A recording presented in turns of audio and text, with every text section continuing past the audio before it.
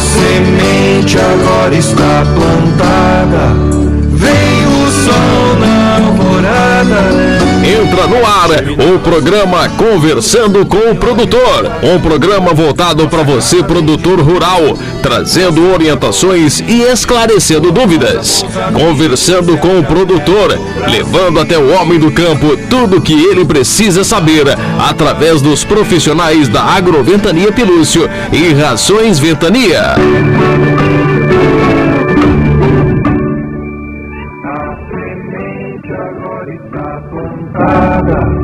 Vem o sol da alvorada, germinava no futuro.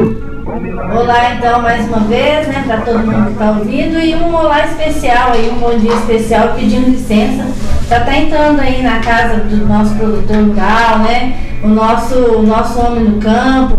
E não só o homem, né, a gente quando se refere ao homem, pelo menos a gente está pensando no geral, né? Porque hoje em dia temos muitas produtoras, né? E muitos jovens produtores também, graças a Deus, né? Hoje é o nosso segundo programa. Nós temos aqui algumas perguntinhas para a gente estar batendo o nosso papo, mas confirmando aqui, deixando aberto que nós estamos solicitando que o pessoal que estiver ouvindo, que tiver alguma dúvida, pode estar trazendo essas perguntas, sugestão de temas. Aí a gente vai fazendo essa grade junto, tá bom? Combinado? Mas é isso aí, a Tayane está aqui hoje, a Tayane é agrônoma lá da Agroventania Pilúcio, né? Está aqui hoje para estar falando um pouquinho para a gente aí de semente, de cobertura, adubação, e o José também da Rações Ventania, né? Então eu vou começar aqui com a Tayane. E eu queria que você falasse para a gente, Tayane, qual que é a importância da escolha de um híbrido. Bom dia a todos, aos produtores rurais. A escolha de um híbrido é muito importante para você ter uma boa produção. Então, a primeira questão que a gente deve abordar para poder escolher um híbrido certo é pensando em primeiro lugar na análise de solo. Ela é muito importante e o produtor deve sempre realizar pelo menos 90 dias antes do plantio. Por quê? A gente está pensando em corrigir o solo com calcário, gesso e fazer a adubação correta. Então, a primeira coisa que a gente deve pensar na escolha de um híbrido é a análise de solo. Depois a gente vai pensar no manejo do qual o produtor está adequado a fazer para poder encaixar o melhor híbrido. Então, em relação a tudo isso, a gente deve estar sempre procurando um técnico agrícola ou um engenheiro agrônomo para poder saber de certo qual o híbrido você deve escolher. Certo. Aí, atrelado a essa pergunta, a gente passa aqui para o José para estar falando para a gente, para o produtor de leite que faz silagem, o que essa qualidade, essa escolha desse híbrido pode estar interferindo na silagem dele? O que acontece, assim, o que pode acontecer com a escolha desse híbrido e a silagem que ele vai usar para as suas vacas leiteiras? Então, hoje com a quantidade de milho que a gente tem no mercado, a gente tem que estar atento a sempre estar escolhendo o milho realmente que é mais voltado para silagem, ou que talvez ele não vá secar a espiga muito cedo. Então, assim, a gente tem que ter um híbrido onde que ele vai dar uma produtividade legal, porém, os níveis dele, questão de matéria seca, questão de amido, né, que são coisas que a gente procura no leite, né, para a produção de leite, para que isso seja de acordo com o que a gente precisa também, né? Você sabe mais ou menos quanto, Tayane? Acho que vai saber responder mais assim, uma ideia de quantas variedades de milho, de semente de milho a gente São tem? muitas, né? São muitas que tem no mercado. Aí só ressaltando o que a gente comentou no programa passado, que o produtor, para saber escolher também a questão da importância da análise de solo, né? Porque cada terra às vezes pede um tipo de semente, justamente. Bom, mas continuando aqui, e pegando ainda no gancho do milho, a quantidade de semente por metro, assim, é por metro que fala? A gente fala, né? Uhum. É porque, assim, ainda existe uma crendice do produtor de pensar que a quantidade de semente, colocar muitas sementes por metro, vai aumentar a produção. Mas isso não é verdade. Por quê? Porque a gente tem que sempre colocar a semente de acordo com o que o material, o híbrido, precise. Por exemplo, vamos supor, um híbrido da Decalb hoje exige, vão pôr na safra, 68 mil sementes por hectare. Se o produtor tem uma plantadeira com espaçamento de 50 centímetros, então ele vai pôr 3,4 sementes por metro. E isso, em relação a isso, a gente aumenta o tamanho da espiga, porque vamos ter menos semente por metro, então ela vai desenvolver melhor. Isso. E vai aumentar a sanidade do milho, porque quando está aberto, quando tem menos semente, a ventilação é melhor, a exposição ao sol é melhor, então com isso a gente diminui as doenças, principalmente de fungo. Já é uma economia. Isso, até, né? E além de aumentar a grossura do caule, do como, né, da planta. Sim. Então a gente tem que pensar não em quantidade, mas sim em qualidade de silagem. Com certeza. Atrelado a isso também, o Zé pode falar pra gente se isso aí interfere na questão que tipo de problema, o que pode acontecer lá pro produtor, lá na frente, na hora de fazer a sua silagem. Hoje, Gisele, eu tenho visto muito problema no campo, questão da falta de silagem para os animais, tá? O produtor talvez falte uma programação ou até mesmo uma eficiência melhor na hora do plantio, alguma coisa assim, que possa tá aumentando a produtividade dele por hectare. Junto com isso, a gente tem as alternativas que o pessoal tem usado, né, para controle de silagem, né, no caso da polpa, por exemplo, né, que a gente também está trabalhando na fábrica, né. Porém, a gente tem que pensar que a polpa não é simplesmente um produto que vai substituir a silagem, né? Ela é um produto que ela juntamente ela substitui, mas que ela tem nela níveis energéticos que a gente tem que também estar usando, levando em consideração, né, não só na forma de segurar a silagem, porque isso pode estar atrapalhando na produção da vaca, né? Então a silagem é um alimento assim, a silagem é usada junto com a ração para a vaca, como que é o manejo? Sim, vamos dizer que a silagem é o arroz e feijão nosso, é o que a gente come, é o volumoso que a gente come. Certo. Então, hoje, numa dieta de um animal, de uma vaca, ela vai comer em torno aí de 65%, 70% de silagem, tá?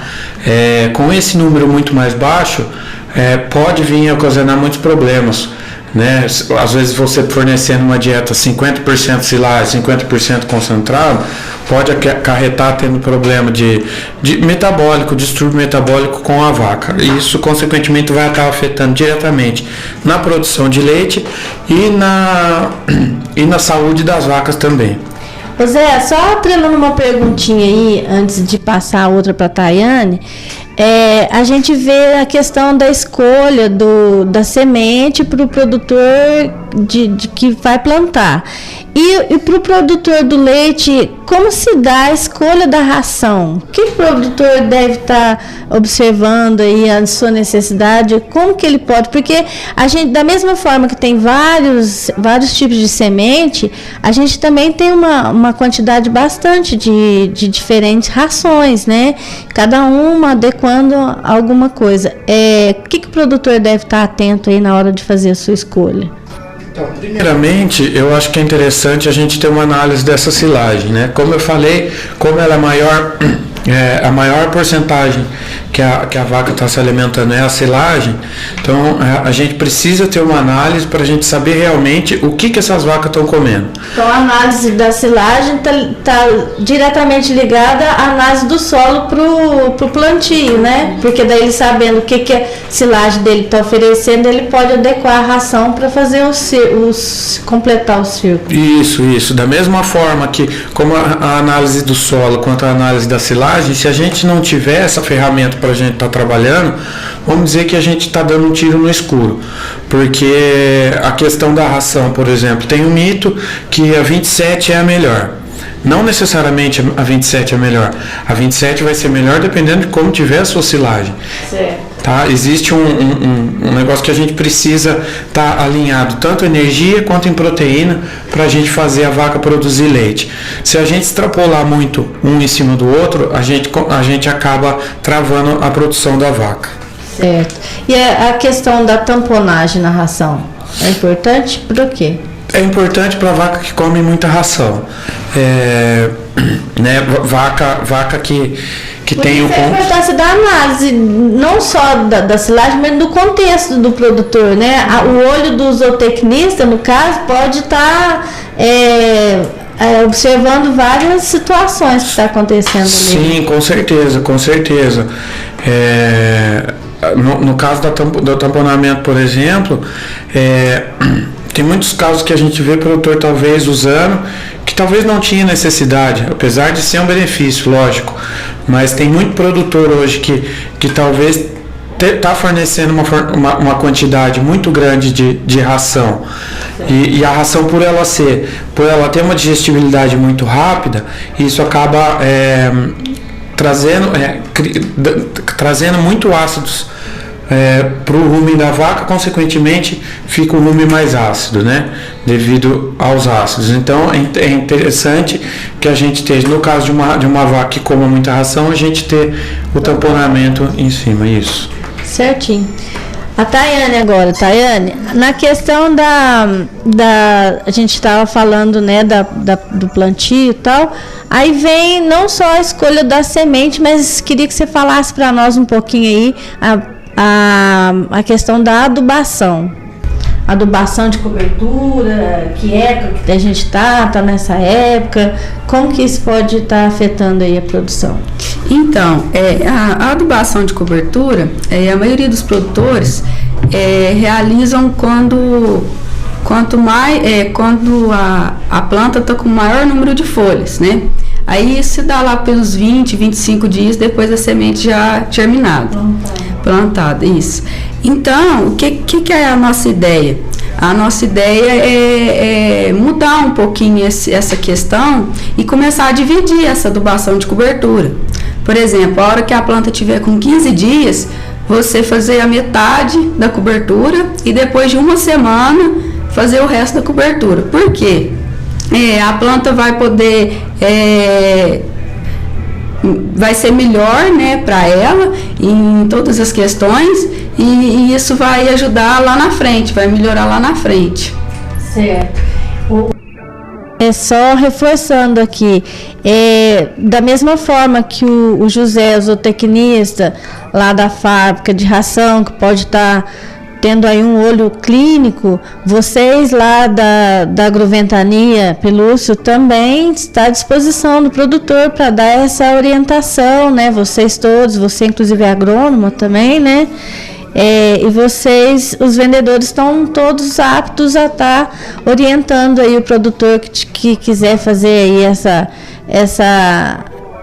mudança, ou essa análise, né, na sua terra. Então, assim, eu falo assim para o produtor, para essa safra mesmo, que, como se diz, alguns já começaram a plantar, fazer um pedacinho, que for 1 hectare, 2 hectares, para poder fazer esse teste, ver como que a planta vai reagir, qual é a produção que vai ter nessas áreas, para poder ir mudando aos poucos e dando sempre certo, né? Para conseguir ver na prática. Na prática, a mudança, né?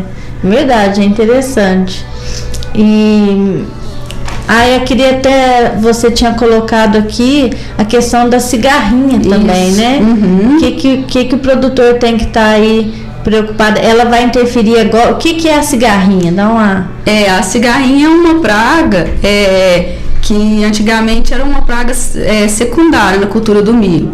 E de alguns anos para cá ela vem se tornando muito agressiva. Então a gente não pode deixar de fazer o manejo correto, mesmo sabendo que teve uma geada. Muitos produtores falaram, teve geada, agora não vai ter cigarrinha. Não, vamos nos preocupar sim. A primeira coisa que devemos fazer é o tratamento de semente. Não pode deixar de fazer, porque ele vai nos auxiliar e nos proteger aí até 15, 20 dias depois da planta nascida. E sempre monitorar, estar sempre dentro da lavoura, todo dia, para poder ver se tem alguma infestação de cigarrinha. Se tiver, já assim, logo de início, já poder ligar para a gente poder também averiguar e poder entrar com os defensivos, né? E lembrando também ao produtor que na hora da aplicação, sempre fazer em horário mais fresco, para poder acertar a praga, né? E sempre usar um piretroide junto com imidacoprida, porque o piretroide vai dar um tratamento de choque, vai matar a cigarrinha que está ali naquela hora. E o imida vai dar um maior tempo de proteção na lavoura. Na verdade, isso é um tratamento preventivo. No caso, o piretroide vai matar, já vai ser curativo, e o imida, isso, preventivo, para poder a gente ter mais uns 15 a 20 dias de proteção na lavoura. Certo. Ô José, essa questão da praga na lavoura, mas a gente tem, no caso, pro gado, tem também a questão de infestação de alguns insetos, algumas coisas que interferem na produção do leite, né? Já agora, acho que na época do verão, não sei se tem... que a gente vê, assim, muita questão de mosquito, vamos supor um passo lá, uma fazenda onde tenha muita infestação de mosquito, isso vai interferir na produção do leite da vaca? Sim, com certeza, Gi. O fato agora a gente está entrando vai entrar na época das águas, né? Então é muito calor e muito úmido e consequentemente isso é muito bom pro inseto em si. Então a gente vai ter carrapato, vai ter mosca, e tudo isso vai afetar diretamente o animal. Por quê? Primeiramente que no caso da mosca e do carrapato, além de ele trazer pode trazer risco de doença, ele pode estar trazendo também, ele traz muito incômodo para o animal, né? Então, consequentemente, com isso, você também acaba tendo uma perda na produção de leite. Tá? Certinho. Bom, nosso tempo hoje já tá terminando. Aliás, nós já terminamos, né? Mas a gente passa um pouquinho, Jota, segura aí. Eu queria só deixar para vocês aí falar, então, alguma coisa. Para a semana que vem, eu acho que da questão do pessoal aí vai estar falando de café, de soja, né? Então, já... quem tiver alguma dúvida aí, e reforçando aí para o pessoal que está ouvindo, para os produtores em geral, se tiver alguma dúvida pode mandar para a gente, que a gente vai ter o maior prazer em responder, e também sugestões de tema também, né, que a gente pode estar discutindo aqui. A intenção nossa é exatamente estar trazendo aí um alerta, trazendo uma informação. Como eu falei da outra vez, às vezes uma simples forma de manejo tem um resultado muito positivo, né? Então, da nossa parte aqui, vou deixar aí aberto para vocês. Da minha parte aí, eu desejo um bom dia a todos e até segunda que vem. E agradecer o espaço, J. Neto, mais uma vez aí. E deixar um bom dia, uma boa semana para o pessoal aí que essa semana seja abençoada. Eu também desejo um bom dia para todos, uma semana muito abençoada. Mandar um abraço para os meus clientes, lá o Nego Lé, que está ouvindo nós. Um abraço para todo mundo e que Deus abençoe a nossa semana.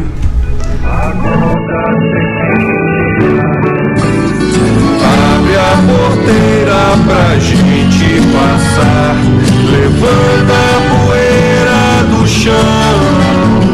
Conversando com o Produtor, um programa voltado para você, produtor rural, trazendo orientações e esclarecendo dúvidas. Conversando com o Produtor, levando até o homem do campo tudo o que ele precisa saber através dos profissionais da Agroventania Pilúcio e Rações Ventania.